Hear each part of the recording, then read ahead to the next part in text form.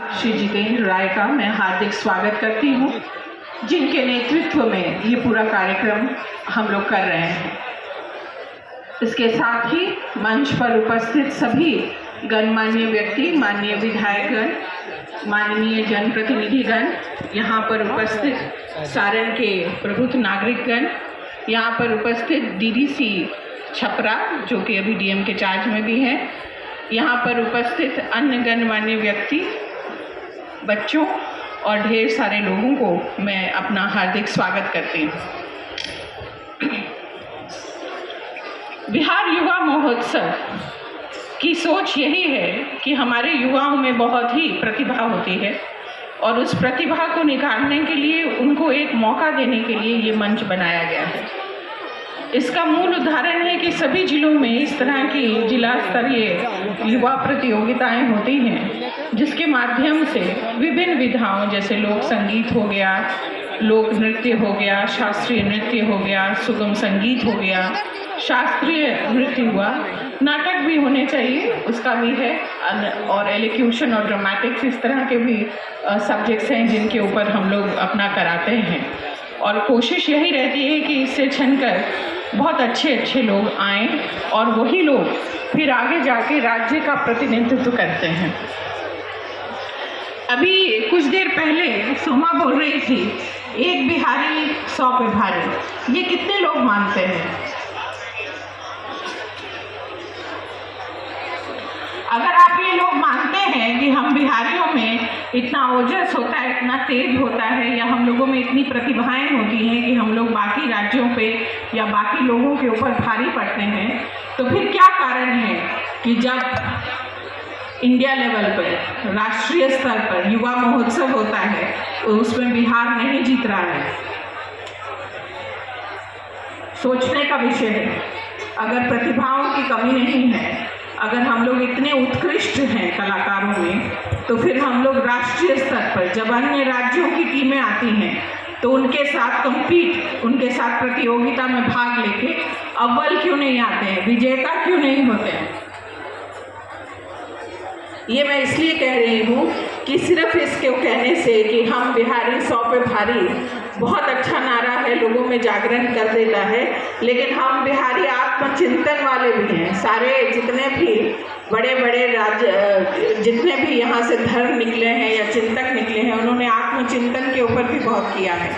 तो आत्मचिंतन करने की ज़रूरत है कि ऐसा क्या कारण है कि हमारे कलाकार, चाहे वो किसी भी विधा में हो, उस स्तर पर नहीं आ रहे हैं जिस स्तर पर उनको होना चाहिए। क्या इसके लिए हमें कुछ नई योजनाएं शुरू करने की ज़रूरत है? जैसे हम लोग खेल में लोगों को सिखाते हैं, अच्छे खिलाड़ी बनाने के लिए हम लोग उनको प्रतिभाओं को निखारते हैं, कोच की व्यवस्था है, बहुत सी चीज़ है। पढ़ाई में भी इस तरह की व्यवस्था है। अगर आप अच्छे पढ़ने में हैं तो आपको स्कॉलरशिप मिलती है, हाँ कि ना? ज़रा सुने, आप लोग सुन भी रहे हैं कि सिर्फ आपस में बात कर रहे हैं? तो चलिए बताइए भाई, सभी बिहारी हैं हम लोग यहाँ पर, तो बताइए कि ज़रूरत है ना, हम लोगों के यहाँ पे इतना काम होता है, तो क्या कारण है कि हम लोग कलाकारों के मामले में पिछड़ रहे हैं? बहुत से राज्यों में कलाश्री का भी एक प्रतियोगिता होती है जिसमें उस राज्य के सबसे अच्छे गायक को पुरस्कार मिलता है, और ऐसी प्रतियोगिताएं होती हैं जिसमें मान लीजिए हम भी उसको बिहार श्री का एक प्रतियोगिता में उसको दे सकते हैं कि भाई अगर बिहार का कोई गायक है तो इस लड़के या इस लड़की को देखिए कितना अच्छा गाता है और हर विधा में सिद्ध है, वही व्यक्ति बिहार श्री हो सकता है। उसी तरह से अगर नृत्य में है तो उस व्यक्ति के नृत्य में ऐसी ताप होनी चाहिए कि जो उसको देखे वो उसकी तारीफ करते हुए नहीं उठे। अभी आप देखिएगा बहुत सी जगहों पे तो यही लगता है कि शायद प्रैक्टिस नहीं किए हैं, शायद आज सुबह ये नृत्य करने का पहली बार मौका मिल रहा है। ये क्या है? भाव भंगिमाएं, हाथ आपस में मेल नहीं खाते, एक का हाथ इधर जा रहा है तो दूसरे का उधर जा रहा है, एक दूसरे की तरफ देखते हैं कि अगला स्टेप क्या है और फिर नृत्य होता है। अगर इस तरह से हम लोग करेंगे तो फिर तो नहीं जीतेंगे। जीतने की ललक हमें अपने आप में पैदा करनी पड़ेगी। अगर हम लोग एक बिहारी 100 पे भारी है तो हम लोगों को, बिहारियों को, जब राष्ट्रीय स्तर पर ये प्रतियोगिता होती है तो अधिक से अधिक इनाम जीत के आना चाहिए, नहीं? बताइए भाई, नहीं जीतना चाहते आप लोग? या जिस तरह की व्यवस्था हम लोग चला रहे हैं वैसे ही चलते रहने दें? हम तो नहीं चाहेंगे। हम तो चाहेंगे कि बिहार जो है राष्ट्रीय प्रतियोगिता में अव्वल आए, खूब सारे इनाम जीते, और बिहार के कलाकारों को जो एक प्रतिष्ठा मिलनी चाहिए राष्ट्रीय मंच पर, वो मिले। और उसके लिए ज़रूरी है कि हम लोग, अभिभावक लोग और बाकी लोग, कलाकारों को भी वही मान और सम्मान दें जो उनका हक है। आज के समाज में शायद हम लोग कलाकारों को सम्मान देना भूल गए हैं, इसीलिए हर आदमी IAS बनना चाहता है, IPS बनना चाहता है और बड़े बड़े ओहदों पे जाना चाहता है, लेकिन कोई आदमी श्रेष्ठ गायक या श्रेष्ठ नृत्यांगना नहीं बनना चाहता, या नाटक में अपना इतना बड़ा नाम नहीं करना चाहता। तो बात मान सम्मान की है। अगर हम चाहेंगे कि कलाकार आगे बढ़े तो हमें उन्हें सम्मानित करने का भी कार्यक्रम करना पड़ेगा। और मुझे बड़ी खुशी है कि माननीय मंत्री महोदय श्री जितेंद्र राय जी के नेतृत्व में हम लोग इस तरह की सोच में चल रहे हैं कि हम लोग इस तरह की और भी प्रतियोगिताएं कराएं।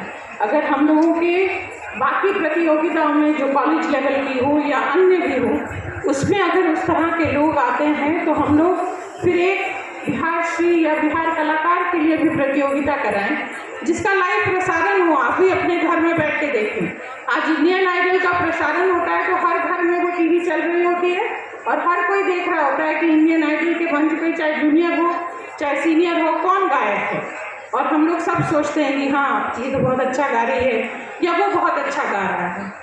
तो उसी तरह का मंच शायद हमें अपने कलाकारों को भी देने की आवश्यकता है, ताकि हम और बेहतर करें, चाहे वो नाटक हो, चाहे वो नृत्य हो, चाहे वो लोकगीत हो या कोई भी विधा। अच्छे लेखक, नए नाटकों का मंचन करने के लिए अच्छे लेखक चाहिए, अच्छे स्क्रिप्ट राइटर्स चाहिए, अच्छे डायरेक्टर्स चाहिए। नहीं तो हम लोग तकरीबन वही चीज़ उसी को नए नए तरीके से परोस रहे हैं।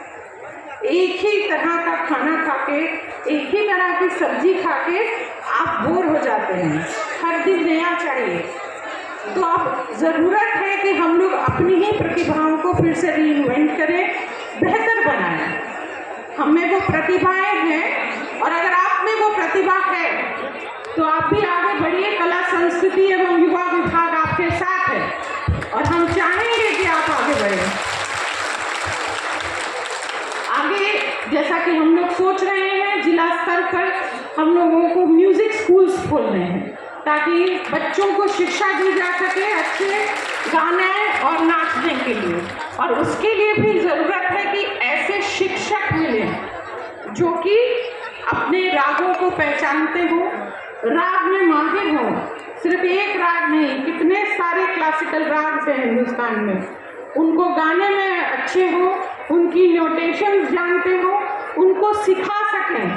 तभी हम लोगों के इस तरह के शिष्य निकलेंगे हर जिला से, ऐसे ऐसे फूल खिल के आएंगे जो बहुत अच्छे होंगे।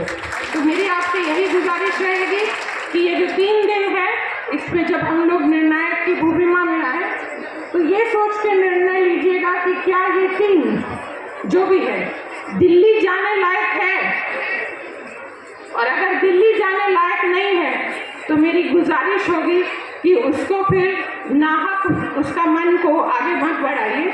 जो त्रुटियां हैं वो पता चलनी चाहिए।